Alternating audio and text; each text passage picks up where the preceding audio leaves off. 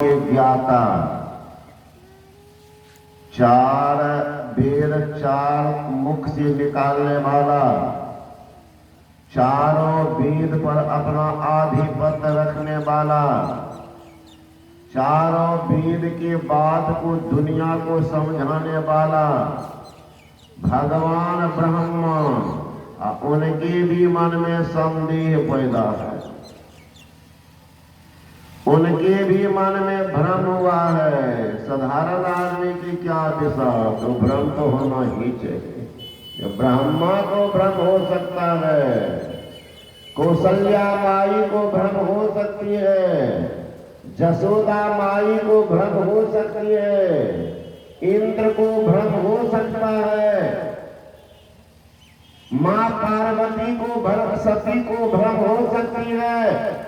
महाराज साधारण आदमी को भ्रम होने कौन बड़ी बात है, होना ही चाहिए। भगवान ब्रह्मा उस भ्रम के निवारण के लिए गए, साधारण निवारण नहीं करते, नरकगामी होते। निवारण करो भ्रम का। ब्रह्मा जी निवारण करने गए हैं कहाँ? योगीश्वर भगवान शंकर के पास। योगी के ईश्वर योगीश्वर भगवान शंकर। ओ महाराज, दुनिया अशांत परेशान दैहिक दैविक भौतिक ताप से संतप्त, आवागमन के चक्र से परेशान। महाराज बदलाने कृपा करें, आवागमन चक्र को तोड़ने के क्या उपाय? दैहिक दैविक भौतिक ताप से बचने का क्या उपाय? शांति पद में जाने का क्या उपाय? मोक्ष धाम में जाने का क्या उपाय? जिंदगी को सार्थक करने का क्या उपाय है? भगवान शंकर ने कहा, हे ब्रह्मा जी, इसके लिए कोई योग को अधिक बतला देते हैं और कोई ज्ञान को श्रेष्ठ कहते हैं, लेकिन मेरा अपना अनुभव है। वो क्या? भगवान शंकर अपनी अनुभव बता रहे थे। योग मोक्षदं भवति योग ज्ञानेन न क्षमा मोक्ष कर्मणि तस्मात् ज्ञानं च योगं च ममोक्षोऽग्रमभ्यसेत। योगहीन ज्ञान और ज्ञानहीन योग मोक्ष कार्य समर्थ नहीं हो सकता। भगवान बुद्ध ने इनका समर्थन किया है। उनके भी शिष्यों ने पूछा, शास्त्रा जीव का परम कल्याण कैसे होगा? भगवान बुद्ध ने कहा, नत्थि ज्ञानं पन्नश्च पय्या नत्थि अजायत यमी ज्ञानं च पय्या च सभ्य निब्बान संदिके। ज्ञान के बिना ध्यान नहीं, ध्यान के बिना ज्ञान नहीं। जो ज्ञान और ध्यान दोनों रखता है वो निर्वाण के समीप है। निर्वाण मतलब निरवाण, यानी जहां काल का बाण भी न पहुंचे, वो है निर्वाण का स्थान। जहां जाने के बाद पुनः आवागमन के चक्र में जीव नहीं पड़ता, वो है निर्वाण का स्थान। जहां जाने के बाद दैहिक दैविक भौतिकता सताते नहीं, वो है निर्वाण का स्थान। जहां पवन का भी गमन नहीं है, वो है निर्वाण का स्थान। जहां चंद्रमा सूर्य का भी उदय नहीं, वह निर्वाण का स्थान। जहां पवन और पानी नहीं, वह है निर्वाण का स्थान। जहां जाने के बाद फल की आशा नहीं, वह है निर्वाण का स्थान। जहां जाने के बाद जीव पर कोई बंधन नहीं, निर्बंध, वो है निर्वाण का स्थान। जहां जाने के बाद जीव को भय नहीं सताती, वो है निर्वाण का स्थान। और जहां जाने के बाद पुनः मृत्यु नहीं होती है, वही है निर्वाण का स्थान। वहां जाने के लिए योग और ज्ञान की जरूरत है, योग और ज्ञान की जरूरत। उसी स्थान को कहते हैं मोक्ष धाम। आजकल कितना धाम है, बैजनाथ धाम, तब सिंहेश्वर धाम, कुशेश्वर धाम, लेकिन निर्वाण का धाम नहीं। निर्वाण का धाम जब पहुंच जाएगा तो फिर ये सब गांव में आना पड़ेगा। यद्यत्ता निवर्तन्ते तद्धाम परमम् मणिवान से जीवलोके जीभूत सनातना।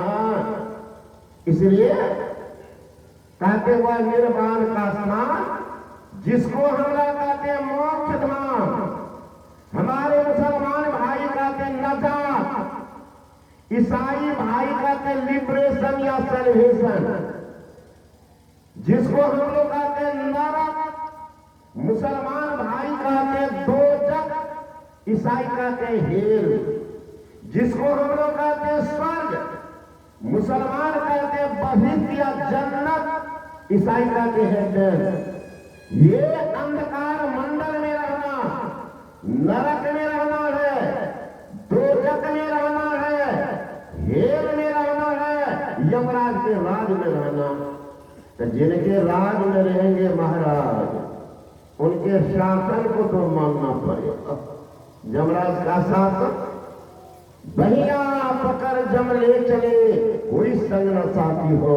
कहां ले जाएंगे? लेके बोरा नरक कुंड में, व्याकुल हो शरीर, करण वंदे वादन की तस्वीर, नरक कुंड में डुबाएंगे। सीधे साधे नहीं नहीं, मुंगली न मार के प्राण निकासक, नैनन भरी आयो नीर, करोड़ बंदीवादी की तस्वीर। जब जमराज की मुंगरी चलती है तब एक ही बार में गोली बंद। कारण जमराज शुरुआत कहां से करते? गर्दन से। गर्दन पर एक मुंगरी, परिणाम अरे महाराज, मेरुदंड से लेकर के गुदा मार्ग तक एक हड्डी है, उसको कहते हैं स्पाइनल कोड। स्पाइनल कोड मतलब पीठ की रीढ़ की हड्डी, पूरे शरीर उसी पर निर्भर है। जैसे घर का पीला है महाराज, घर को तोड़ना है, छत को गिराना है, महीनों लगा दीजिएगा छत को तोड़ने में। घर को गिराना है, पिलर को तोड़ दीजिए, अपने धराशायी मकान होगा। उसी तरह से इस शरीर जो टिका हुआ है, उसी पीठ की रीढ़ की हड्डी पर तोड़ दिया। एक बार गर्दन पर विच्छेद हो गया। अब बयां करते रहो, बोलिए बंद है, बोलिए बंद है। बड़ा गपक्कर था, पूरा दुनिया समझाया, हे बाबा दीक्षा ले लीजिए, दुर्गति हो जाएगी। अच्छा ने बहन कहियो तो लेबे करे, हम तो दुकानदारी करे छे, ठेकेदारी करे छे, ले पड़े झूठ फूस बोले छे ना, है ना। वो अब मुंगरी लग गया है, बोली बंद है। माँ बहन सब आती है देखने के लिए, बाबा मर रहे हैं, चलो देखने के लिए। अब उन लोगों को आके देख, बूढ़ा सोचते हैं कि जमराज से हमको बचा लेगी, रोक लेगी। और वो भी देखे तब तो वो आई, बूढ़ा रोको जमराज को, मुंगरी दे रहा ऊपर से, रोको। बोले तब तो रो रहा है वो कर। माँ बहन अनुमान करते, बाबा इतना सुंदर मकान बनाई, बेटा को पढ़ाए, आगे का जमीन खरीद दिए, बेटा की शादी की, पोता पोती गोदी में खेलता था। सब माया अब छूट रहा है, सब माया छूट रहा। पोता पोती को लगता था, देखने कितना मजा आता। एक बुढ़ा आदमी के भी नालंदा हम लोग गए हुए, पोता को गोदी में लिए हुए थे और बचवा जिद करे घर तरफ जाने, अब बूढ़ा चुपचाप सुनना। वो बचवा थप्पड़ देता। मैंने कहा कि बाबा ये बचवा प्रैक्टिस कर रहा है, उतार के बोलता तू थप्पड़ आती थी करने बाबा पोता से पागल को बात करता पोता दे रहा, ये से थप्पड़ गाल में कहते पोता तो पोता नहीं है, हम पता करने वाला। अभी प्रैक्टिस सब शुरू किया, वो नहीं किया कि दादा का निबारा हुआ था पोता उतारिए भगाइए। बराबर वही बूढ़ी सब देख ली कि यह पोता सबका प्रेम छोटा बुरा देख करके लौटती है। पूछिए क्या सब देखी, क्या देखेंगे? बाबा का माया छुट रहा है। बाबा को जिंदगी धुरफंदी में कमा दिया, अब जमराज कूट रहा है, कभी माया छूट रहा है। यदि धर्म का संग्रह न किया साफ किया जाएगा, यदि धर्म का संग्रह न किया साफ किया जाएगा। अरे भोग के भूखा भला आगे क्या खाएगा? कि दान मुट्ठी अन्न का काम तेरे आएगा, कर भगवान का भजन तो साफ तेरे जाएगा। तैयारी करो, उठो मुसाफिर, अरे बिस्तर बांधो, गाड़ी आने वाली है, तत्काल ही खुल जाएगी, सीटी बजाने वाली है। कौन गाड़ी? अरे मौत रूपी चालू गाड़ी जब चली आएगी, टूट कर यह सुंदर मंदिर खाक में मिल जाएगी। तैयारी करो, क्या ठिकाना कब वाराणसी। इसीलिए उसी तैयारी की साधना है योग। अब प्रश्न खड़ा होगा महाराज, वियोग किन से हुआ है कि हम योग करें? वियोग हो तब तो किन से वियोग? बीमार नहीं है, बीमार नहीं है, दवाई क्यों खाएंगे? मुकदमा नहीं है, वकील के पीछे क्यों दौड़ेंगे? बीमारी नहीं है, भूख नहीं है, भोजनालय क्यों खोजेंगे?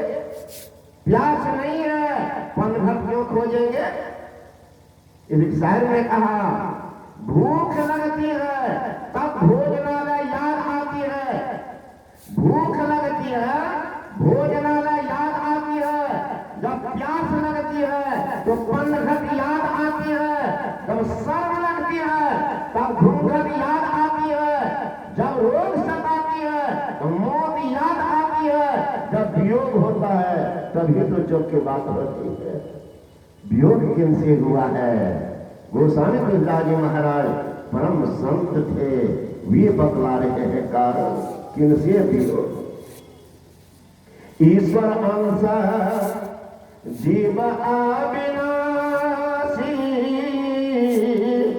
चेतन अमल सहज सुख रसे, सो माया बस भयो गोसाई,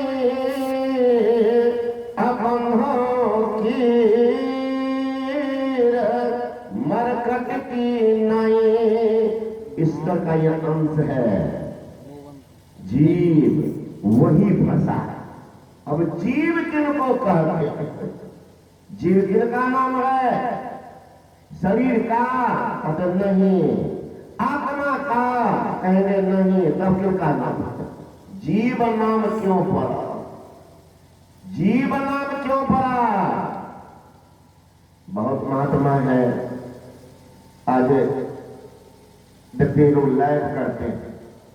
हमारे यहाँ नौजवान है और संजोग नहीं आया, वो करते हैं तो वो जिस समय में अब जहां जाते पहुंचता है कोई बनमनखी का, उनका नाम है गुरु प्रसाद। 4 लाख आदमी एक साथ देखते रहते।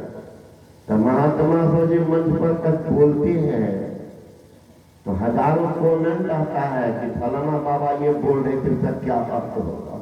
माथा खराब करता हूं, जितना बढ़िया उतना खराब भी, उत्तर नहीं मिलता। बहुत आदमी हमसे कहने लगा कि बाबा इसका आप समाधान कर दीजिए। लोग बोलते 7 खंड 9 द्वीप में, 7 खंड का क्या नाम, 9 द्वीप का क्या नाम, 31 तत्व से शरीर बना है, 31 तत्व का नाम क्या है। 5 भाई पांडव को दुनिया जानती है, 100 भाई कौरव का क्या नाम है। बहुत प्रश्न लोग करते रहते हैं, लाचार होकर के उन लोगों के आग्रह में पुस्तक लिखा हो, साधक संजीवनी।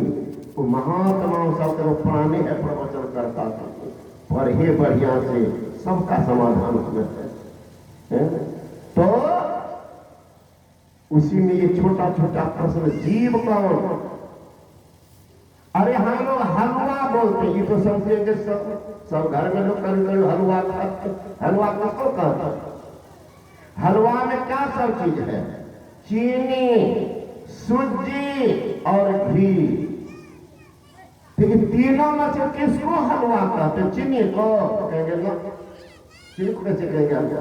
ठीक है, तो सूजी को कहते हैं हलवा, नहीं बाबा। तब घी को कहना, तब तीनों जब मिला दिए, तीनों जब मिलाए तो उनका नाम पड़ गया हलवा, नामकरण हुआ।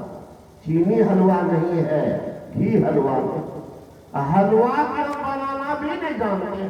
अगर खाना हो किसी की मनवा हो, एक बार पंजाब चलिए, गुरुद्वारा नियम है हलवा का। हलवा जो बनता है तो 1 किलो सूजी, तो 1 किलो घी और 1 किलो चीनी, तीनों की समान मात्रा, तब जो बनता उसका नाम है हलवा। हाथ से देखेंगे टप टप टप टप घी निकलता, हलवा है वो। यहाँ का मायदा भी नकल करती है। 1 किलो सूजी, 1 चम्मच घी, 1 मुट्ठी चीनी, हो गया हलवा। हलवा है क्या? हलवा है, हलवा वो है समान हो। उसी तरह से जीव, गुरु महाराज के सत्संग जो पढ़िएगा, 4था भाग जीवता का उदय हुआ है और उसका नाश भी किया जा सकता है। सत्संग जो भाग 4 जरूर पढ़िए महाराज, 1-2 मिनट रोज पढ़िए। लेकिन दुर्भाग्य है सत्संग जो तो सत्संग घर में भी अध्यात्म पुस्तक नहीं है, दुर्भाग्य। जरूर पढ़िए 2 मिनट। महात्मा का विश्व थर्मामीटर है, गुरु महाराज जी हैं। महात्मा का भी थर्मामीटर है। पारा संख्या 82 और 83 जरूर पढ़िएगा। पारा संख्या 82 और 83 ये महापुरुषों सबका जो बैनर वाले सब है, सबका थर्मामीटर है। वो तो किनके ऊपर में अपने को समर्पित करें, किन पर न्यौछावर हो जाए, कौन हमारे भवसागर के पार ले जाने वाला है, किनके सहारे में जिंदगी को किनारा लगाओ। तो सत्संग जो को पढ़िएगा वही है जीवता। जीव जल चेतन और आत्म तत्व के मिलौनी से जीव का निर्माण हुआ, जीव बना है। और उसी को सुख और दुख होता है। जड़ को दुख नहीं होता। जड़ को दुख हो तो चेतन निकल जाए, जलाते हैं, कहां बोलते हैं अरे इतना वजन मत दो, हल्के रखने दो, आग मत लगाओ, बहुत दर्द होती है, कुछ पता है इनको। उधर आत्मा को तो कहते नहीं चिंतन शस्त्राणी नहीं दहती पाप कह न चैन कलन दे नो शोष्यति मारुता। आत्मा सर्दी नहीं, गलती नहीं, शस्त्र काट सकती नहीं, अग्नि जला सकती नहीं, पानी गिला कर सकती नहीं, तो दुखी होता है। वही मिलौनी है जब चेतन और आत्म तत्व के मिलन से जीव बना है। तो कहते हैं जीव जो है फंस गया है।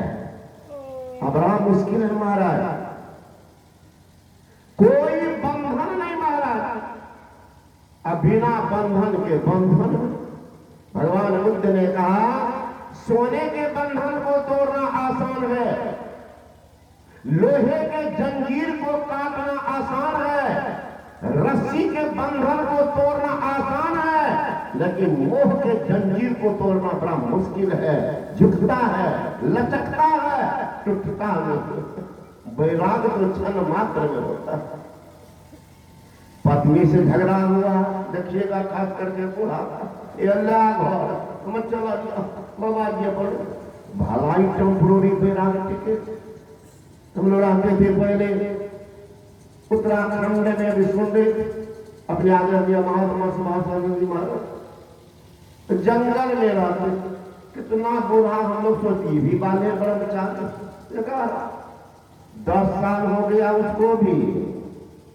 कुंभ मेला था हरिद्वार में, तो हम लोग वहां पर थे। संजोग से बूढ़ा के जान पहचान का आदमी चले गए। पूछने लगा क्या हाल है गाँव का? सब तो ठीक है, लेकिन एक हो गया, आपकी जो थी ना जजिया मैं कहाँ, पत्नी कहाँ, उम्र अच्छा बोझा उतर गए। हमने कार्य पाते 10 साल से बोझा ढोइए रहे, पीठे पर थी पत्नी क्या, कभी बोझा उतर गए। 10 साल तक बोझा ढो रहा था, बाबा जी बनना 10 साल हुआ, अब बोझा अभी तक फिर बढ़ रही। टेम्पोररी वैराग्य के ना बोला। हम रहते थे कुप्पाघाट में, तो पुराने सत्संग से जानते हो 95 में व्यवस्थापक भी थे भोजनालय, बहुत बूढ़ा सब यही टेम्पोररी वाला सब भाग के जाए और सब भेज जाइए, उनसे कहिएगा वही रखेंगे तो नहीं रखे।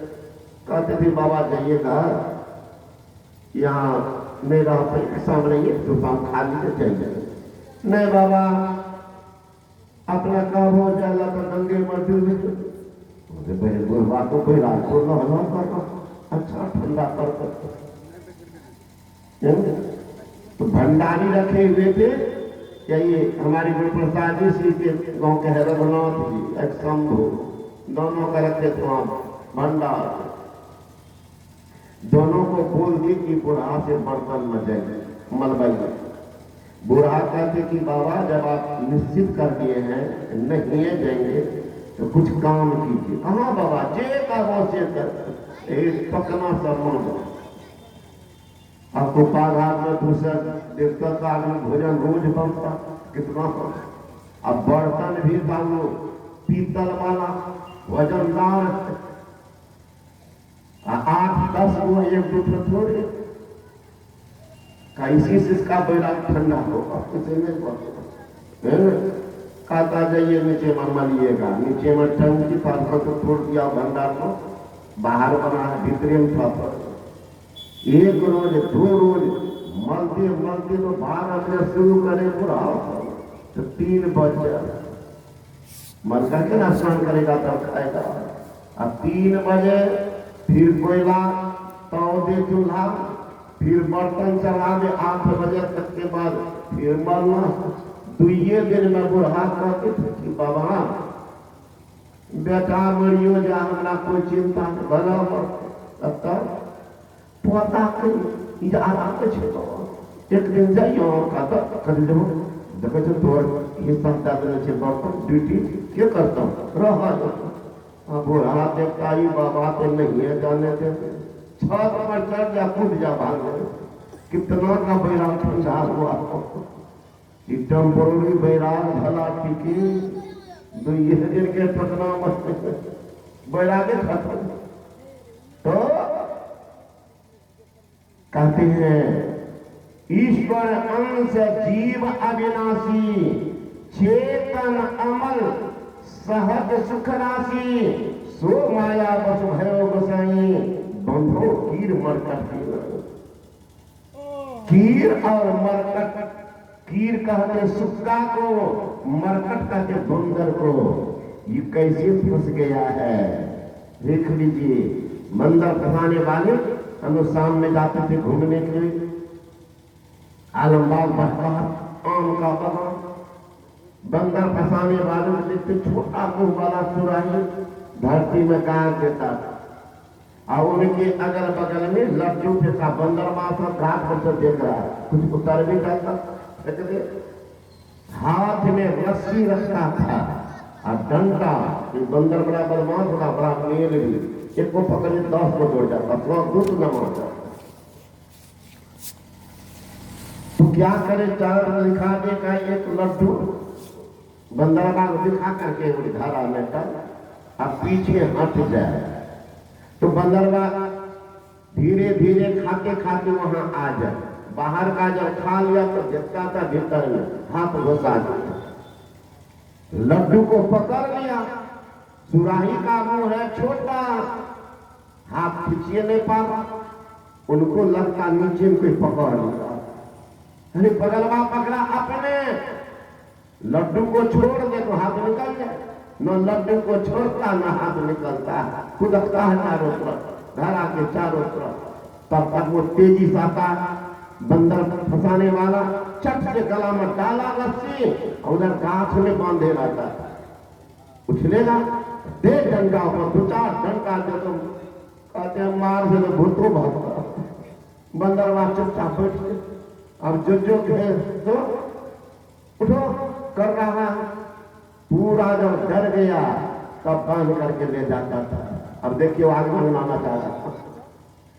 जीव की यही हालत है, विषय रूपी लड्डू दिखा दिया है, इसी में लोग मर रहा है। विषय रूपी लड्डू कोई मरता है धन दौलत के लिए, तो कोई मरता है विषयों के आनंद के लिए, कोई मरता है धन दौलत के लिए, तो कोई मरता है विषयों के आनंद के लिए। मैं सर्वत्र संसार में घूम करके देखा, बिरले कोई मरता है ईश्वर दर्शन के लिए। ए मेरे सत्संगियों, ए मेरे धर्म प्रेमियों, अगर विषयों की आनंद लेते लेते मर जाओगे तो अधिक से अधिक लोग चंदा करेंगे तेरे नाम पर कफन के लिए। अगर ईश्वर दर्शन के कारण मर जाओगे तो तरसते रहेंगे तुम्हारे दर्शन के लिए। श्री सदगुरु महाराज की जय। धनदाला से एक दिन खाली होगा हाथ, सिर धुन धुन बचताओगे, भजन जाएगा साथ। इसलिए तैयारी कर लो। क्या ठिकाना, कब आनंद आ जाए, कब आनंद आ जाए। अरे मानव का शरीर मिला, ये बर्भाग्य है, सत्संग नहीं मिला, जीवन के लिए अभाग। अगर सत्संग मिल जाए तो मानव शरीर मिला, बर्भाग्य है, सत्संग मिल गया और भाग्य है। सत्संग सुन करके अगर दीक्षा ले लिए तब तो सौभाग्य है, दीक्षा नहीं लिया तुम्हारे जीवन के दुर्भाग्य है। बात तुम्हारा फूट गया। गुरु महाराज जी कहते हैं गंगा जमुन जुगधार मतई सरस्वती बही, फुटल मनुष्यवा के भाग, गुरु गम नहीं। बात तो फूट गया। गरीबदास जी महाराज कहते हैं करिए हो सौदारे सखिया, पसरल छले रे हटिया, फिर न मिला तो सनत उसर जेतोगे हटिया। दाया बाया गंगा जमुना, बीच बहे सुख मना, फुटल मनुष्यवा के भार, नहीं करे छे पुछरिया। भरमी 84 जोनी मनुष्य के तन पाई, अब की बेरिया देवे के हार, नित्य सहबे विपतिया। मनुष्य के जन्म ये हो, करनी हो शुभ कर्म, काफिन गरीब की हो हे दास, छोड़ी की हो गरीबिया। दुर्भाग्य हो जाएगा। अभी तो कितने 80 वर्ष के बूढ़ा को पूछता हूं कि बाबा दीक्षा लो हो, कहाँ ले लो बाबा, आपका नवोचिता पर माँ बहन को पूछती दीक्षा ली है? नहीं न लियो बाबा, बुढ़वा नहीं लिया देखो, कैसे लियो न कहियो, कब न भोचिता पर दोनों के दिन लाली हंसी दुर्भाग्य क्या होगा। अरे हम लोग सोचते हैं एक स्वर्ग है एक नरक है, ये जानते हैं ना? नहीं ना महाराज, एक ही स्वर्ग नहीं है। यहाँ जिस अनुपात में आप दान पुण्य ध्यान त्याग तपस्या कर रहे हैं, स्वर्ग में भी ऊंचा नीचा स्थान है, वहां भी ऊंचा नीचा स्थान है। 7 स्वर्ग है, भूलोक भूलोक तपलोक महलोक जनलोक स्वलोक और सत्यलोक। 7 प्रकार का नरक भी है महाराज। अतल वितल सुतल तलातल महातल पाताल और रसातल। रसातल की बात तो करीब सब करते हैं, गुस्सा करता क्या करते हैं तो रसातल भेज देते। मतलब अशुद्ध जिस्म में जो दीक्षित नहीं है महाराज, थोड़ी सी गलती कितना बड़ा दंड का भागी बना देंगे। वो अशुद्ध जिस्म का अशुद्ध शरीर कहा जाता है? रसातल। वहां जमराज कहते आग के ऊपर में पड़िएगा पद्म पुराण, आग के ऊपर में उसको रखते हैं, चिमटा से मांस नोचते हैं। अब अंदाज कीजिए आग थोड़ा पका दे क्या होगा, वहां शरीर को पका दे। मछली पकाने वाले को मन लगता होगा, वो जमराज भी उसको पकाते हैं, चिमटा से मांस नोचते हैं, कौवा से आंख भरवाते हैं, अब पैर में कील ठोकते हैं, अब पूछते हैं अरे मूर्ख, मृत लोक में कोई समझाने वाला नहीं आया? तुमने दीक्षा नहीं लिया, उनसे संबंध नहीं जोड़ा? अरे पागल, अगर उनसे संबंध कर लेता तो तेरा पाप जलता। अरे बिजली की नंगी तार हो, छू करके देखिए तो पूछना पड़ेगा। अगर कोई नहीं छुई है कभी बिजली है, छू के देख लीजिए। बिजली की नंगी तार स्पर्श शरीर होते ही बिजली खून को सोख लेगी। दिव्य आभा से परिपूर्ण महापुरुष को शुद्ध मन से छू लेंगे, आपके पाप को सोख लेंगे। श्री सद्गुरु महाराज की जय। लेकिन आभागा उनके चरण तक जाएगा ही। बिजली खून सोख के है, महापुरुष पाप सोखते हैं। पूछा अरे आभागा, समझाने वाला आया, तुम किनारे बैठा, चलो कहां ले जाते हैं? खून पीप पैखाना पैसा का जो खजाना जिसमें पील फरा हुआ है, उसमें मुंह को डुबा देते हैं। बहुत बकबक किया था, मुंह को डुबाते हैं, अब पैर को टांग देते हैं। कितना दिन? 10,000 बरस। एक गलती अच्छा लगे न, हम दुकानदारी करे, जीवन तो गया। अरे नदी हो पानी नहीं हो, नदी बेकार, मंदिर हो पुजारी नहीं हो, मंदिर बेकार, जेब हो पैसा नहीं हो, जेब बेकार, शरीर हो प्राण नहीं हो, शरीर बेकार, जिंदगी हो गुरु नहीं हो, तो जिंदगी को भी धिक्कार है, वो जिंदगी भी बेकार है। तो कबीर ने कहा चेत रे न चेत मानव, अब तो मन में चेत रे, भक्ति का नहीं बीज बोया, खाली रह गया खेत रे, जिंदगी खाली रह गया। चेत रे न चेत मानव, अब तो मन में चेत रे, भक्ति का नहीं बीज बोया, खाली रह गया खेत रे। अरे महाराज, यहाँ किसान खेती करते हैं, जोतते हैं कोड़ते हैं, फसल लगाएंगे, भगवान इंतजार करते हैं, भगवान इंतजार करते हैं। बहुत मेहनत किया है, पैसा लगाया है, खेत को जोता है, बीज डालेगा, इंतजार करते। अगर किसान बीज नहीं डाले 10 दिन 1 महीना भगवान देखेंगे, अब ये नहीं डालेगा तो भगवान नहीं छोड़ेंगे, वो अपना बीज देंगे, मतलब घास फूस उगा देंगे।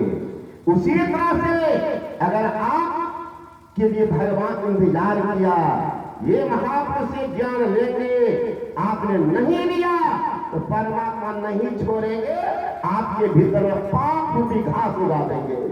दुर्भाग्य हो जाएगा, जिंदगी बर्बाद हो जाएगी, नरकगामी बनेंगे, क्या दुर्दशा होगी, सोच लीजिए। इसीलिए कहते हैं कि ज्ञान और योग की जरूरत है। कौन ज्ञान? ज्ञानानां मोक्षमवाप्नोति तस्मादिज्ञानं प्राप्तं अतो यो ज्ञान दाने न क्षमस्तं तजित गुरु। जिस ज्ञान से मुक्ति होती है वो ज्ञान, उसी से होगा कल्याण। किनारे रहेंगे, खास करके महाराज जिस घर की औरत दीक्षित नहीं होगी, महाराज घर को तो चौपट कर देंगे, चौपट कर देंगे। लक्ष्मी अशुद्ध है, कभी लक्ष्मी का निवास नहीं होगा। मिलेगा आप लोग, जिसके घर में ऐसी औरत हो, घर को चौपट कर देंगे, दरिद्र का निवास ही। कितना हो पति कमा कर लाना दे, देख लीजिएगा दुकान का पैसा बचिए है। कारण क्या हुआ? मां का जल्दी हो अज्ञान, पुत्र कैसे बने महान।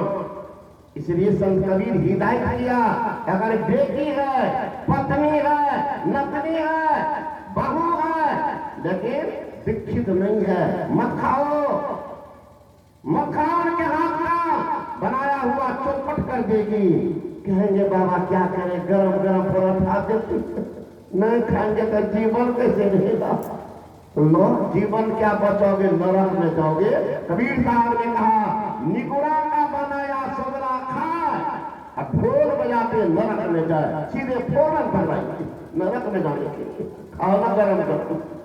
इसलिए माता दादी हो अज्ञान, पुत्र कैसे बने महान। एक बार कबीर साहब जा रहे थे, रास्ते में देखे एक महल, सजा धजा मकान, और उससे डंडा खा के निकली थी कुतिया, चे चे कर रही थी। कबीर बाबा देख रहे थे, लगन का महाराज आप संत हैं, आई बेचारी दुखी है, रो रही है मार खा करके, आप हंस रहे हैं। कबीर बाबा कहते हंसने का कारण तुम नहीं जानते, तो हम जानते। ये पगली अगले जन्म में इसी घर की रानी थी, रानी थी रानी। महात्मा आते थे, घर से निकलती नहीं थी, बाहर कैसे जाए सत्संग सुनने। परिणाम देखो कुतिया बनी है, ऐसी घर में डंडा था। कबीर बाबा बड़े निर्धड़क थे, डरते नहीं थे। अरे डरता कौन? निर्धन डरता धनवान से, बलहीन डरता है बलवान से, मूर्ख डरता है विद्वान से, लेकिन विद्वान धनवान बलवान भी डरता है चैत्रवान। चैत्रवान को किनका डर? आओ ना आलिंगन करते हैं।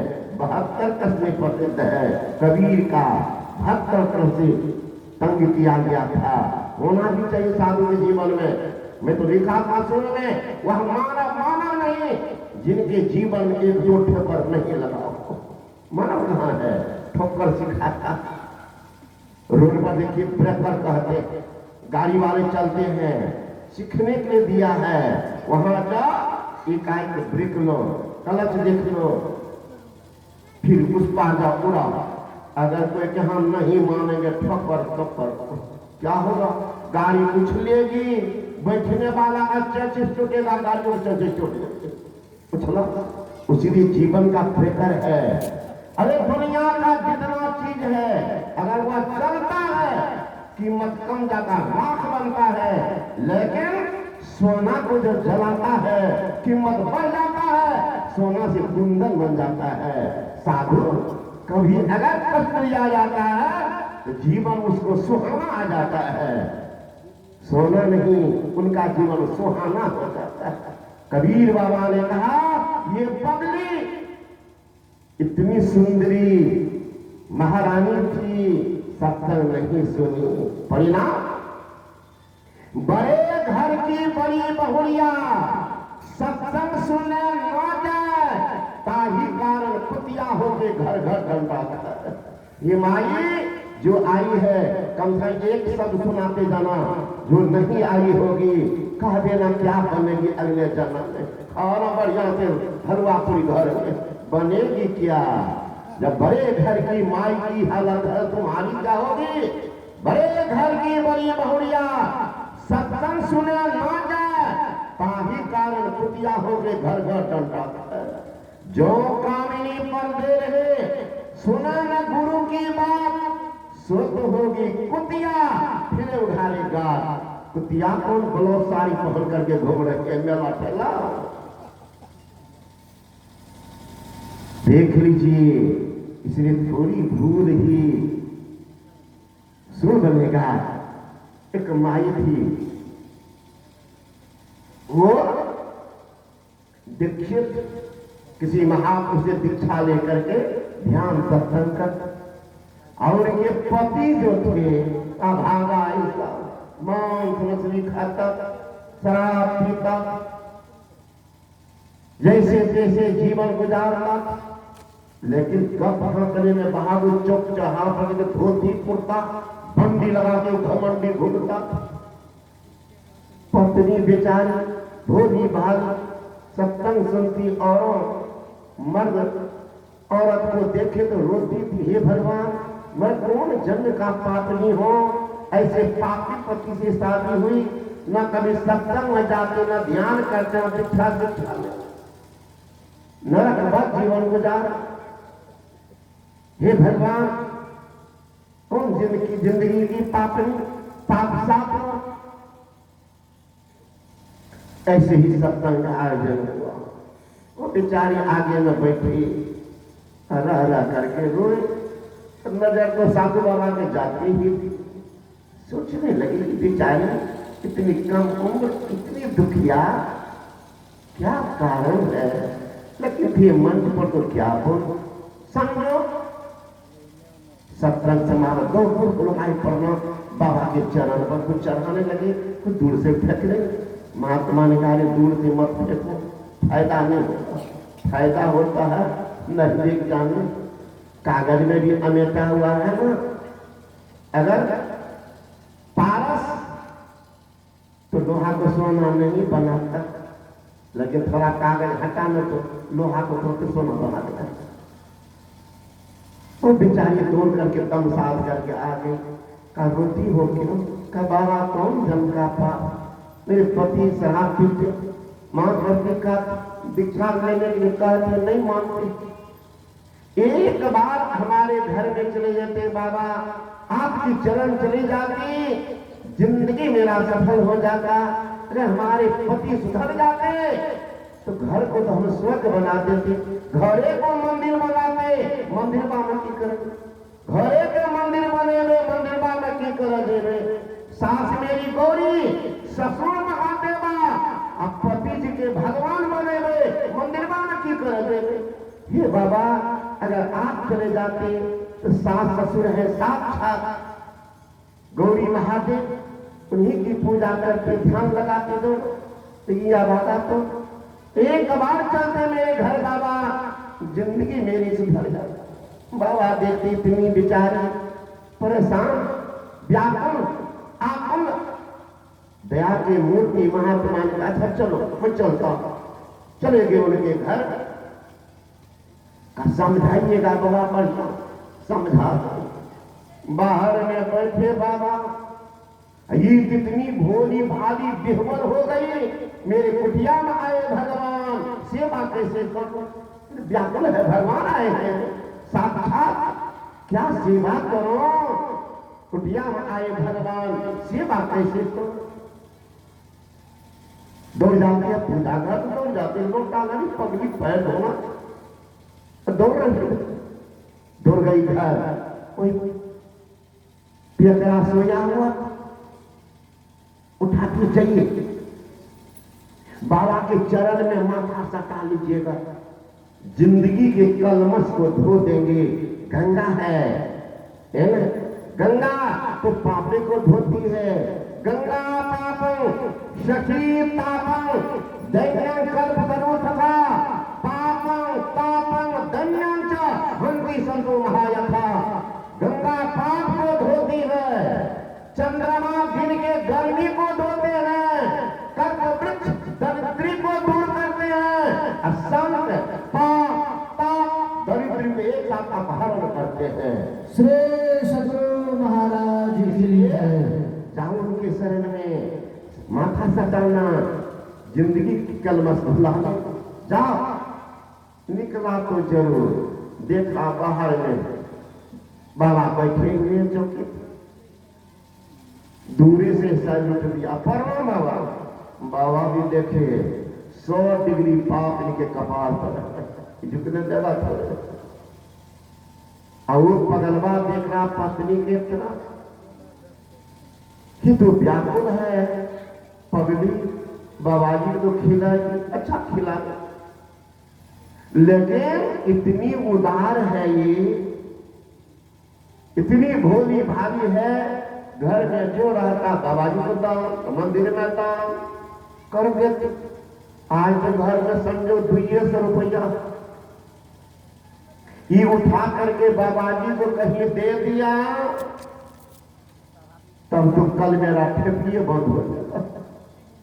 ठेपी कैसे चलेगा? बोतल को बोतले, बोतला को बोतले भर दिया,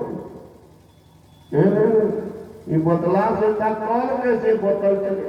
कौन उपाय करे पैसा बच जाए? तो पैसा से क्या उपाय है? बाबा जी नहीं जा पाते, नहीं तबे ना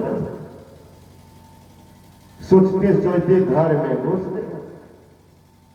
मिला तो लाठी डंडा, उठाया 10 तकिया, पलंग पर तेज डंडा कभी दीवारों पर आवाज आवे बाहर। बाबा जी सोचने लगी, पगलवा किसको पिटने लगा पता नहीं। सुबह महात्मा जी चौंक रहे, तब तक निकला, पत्नी उधर से आ रही, उनके भी देह पर तो डंडाते। महात्मा जी सोचने लगी, बेचारी को बुला करके लाई थी, हमारे पति को समझा देती, अही तो बेमत। अब किनको किनको पिटते पिटते पत्नी के पास तक आया, अब कहीं बाहर निकला, तब तो हमरे नंबर बैठा था चौकी पर। बाबा जी चक चौकी के भीतर में घुस गया। निकला तो देखा बाबा जी नहीं, सोचने लगे जय गुरु महाराज, आराम से काम बन गया, पैसा तो बचा।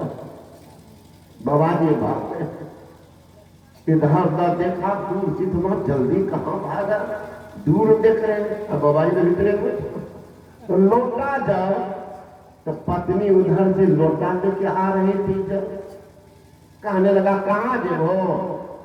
का बाबा का चरण पकड़, का बाबा का भाग गए, भाग गए कहाँ? देख लो तोरा जोर से मारा लिया, मुझे देख लो पा ना बाबा जी कि तो नाटक करे रही। तो बाबा जी भागते, जो ठेस मारा लिया तोरा बाबा जी भाग चलो, तोरा जोर से मारा लिया। पत्नी कपार भूल करके बोल, क्या करते तो बात है? अरे काना जोर से मारा लिया। पत्नी कहती जोर से नहीं मार रहा हो तो हम हूं कि काना लिया, जोर से नहीं मार रहा हो तो हम हूं कि काना लिया। बाबा जी भीतर में सुन रहा था कि मामला तो ठीक है, हमारे भगवान को पैसा तो कह रहा जोर से मारा लिया। पत्नी का ध्यान की काना लिया, निकला बाबा जी भीतर से कहा हम हूं कि भागा लिया। का पकड़ा रे पागल, जिनको तुम भगा रहे हो, जब तक उनके शरण में नहीं जाओगे तेरा कल्याण कभी नहीं होगा। संत शरण जो पड़ा, काई का लगा ठिकाना, और कहीं नहीं कुशल, सकल परिराट चबाना। कहीं कुशल में होगा भागा, यही कुशल है, जाना ही पड़ेगा। आज जाओ, 10 दिन के बाद जाओ, 10 महीना के बाद जाओ, कि 10 जना के बाद जाओ। संत के शरण में नहीं जाओगे तो जुत्ता लाल खाते रहोगे। बिठा रहो ही देवरी की मानी, दूसरे दिन ही गया पी करके गांव में लोग पकड़ लिया। अब देर चुपता देर लाश से मुंह कान का कर नक्शा दिला लहू वहां। फिर भी नौजवान का छोड़ो मत, लंबा चौड़ा भाषण देगा, कल फिर चुपता। जान तो जाए गांव समाज में कैसे आदमी है ये। घुमा गांव में लड़का का छुच्छे क्या घुमाओगे, थोड़ा मेकअप कर, मेकअप का घरे में ब्यूटी पार्लर जगह जाने की जरूरत। मोबिल काली का चूना लिया, मुंह में लपेट दिया पूरा। एक लड़का का ऐसे क्या घूमोगे, चुनचुन्ना के गधा घूमे गधा पर बैठा। एक लड़का कहता तब इतना कर दिया तो शोभा बढ़ान दो, थोड़ा चुप देता। सारा जुत्ता चप्पल खोल करके अब भैंस के रस्सी में लेकर के गला में डाल तो घुमाने लगा। एक महिला की दृष्टि पड़ गई तो दौड़ उसके आंगन उनके पत्नी को कहते हैं, ए जी मालूम हुआ क्या तुम्हारे पति पी करके कहाँ गए न गए, पकड़ दिए गाँव के नौजवान पर, बड़ी पिटाई की, लहू लुहान से, फिर भी नहीं छोड़ा। मुंह में काली चुना पोत दिया, गर्दन में जूता चप्पल डाल दिया, गधा पर बैठा दिया, घुमा दौड़ी। तो जानती थी कि पति एक होता पति होता है, एक होता है धर्म पत्नी। पत्नी ढेरी होगा लेकिन धर्म पत्नी सौभाग्यशाली को मिलता है। पति सौभाग्यशाली को, अब पति को सबको मिलता है। सब जगह देखेगा एक ठोक लेगा, दिन भर ठोक करते रहेगा, घरे को गिलाता रहेगा, है ना। तो कहा तो जानती थी कि पतित है, मोह था, दौड़ी। कहने वाली का दिल कहाँ जा रही हो, इसी होकर जा रहे हैं, रुक न जा, यही रुको। तो आंगन से बाहर आके खड़ी हो गई। तब तक 50-25 आदमी उस निर्लज को गधा पर बैठा के लिए आ रहे। घर के सामने जब आया, पिटाई लगी थी मनमोस्त।